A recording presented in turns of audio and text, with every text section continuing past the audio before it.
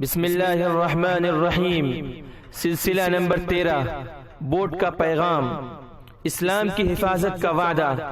اللہ تعالیٰ نے اسلام کی حفاظت کا وعدہ فرمایا ہے، اور حضور اکرم صلی اللہ علیہ وسلم نے یہ خوشخبری سنائی ہے کہ قیامت تک امت محمدیہ میں ایک جماعت حق پر استوار اور قائم اور غالب قوت کے ساتھ دنیا میں موجود رہے گی انشاءاللہ تعالی۔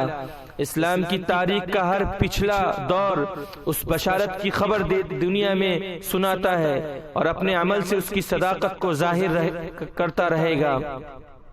لوگ عملاً سلاطین اور بادشاہوں کو دین کا محافظ سمجھتے ہیں، ان کے فاتحانہ کارناموں سے خوش ہوتے ہیں، لیکن واقعات بتاتے ہیں کہ ظاہری حکومت کی یہ طاقت اگر کسی روحانی قوت کے شمول سے محروم ہو تو ظاہری حکومت کا جاہ و جلال حق کی قوت کے بجائے باطل کی قوت کے فروغ کا سامان ہو جاتا ہے۔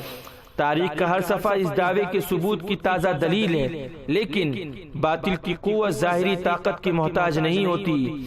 اسلام کا ظہور اسی شکل سے ہوا اور ہندوستان میں اس کی ترقی بھی کچھ اسی شان سے تقدیر الہی معلوم ہوتی ہے، اور اسی طریقے سے اس کی ظاہری قوت کا فروغ بھی تقدیر الہی میں بظاہر مقدر نظر آتا ہے۔ علامہ سید سلیمان ندوی رحمۃ اللہ علیہ، تحریک اصلاح معاشرہ، آل انڈیا مسلم پسندہ بورڈ۔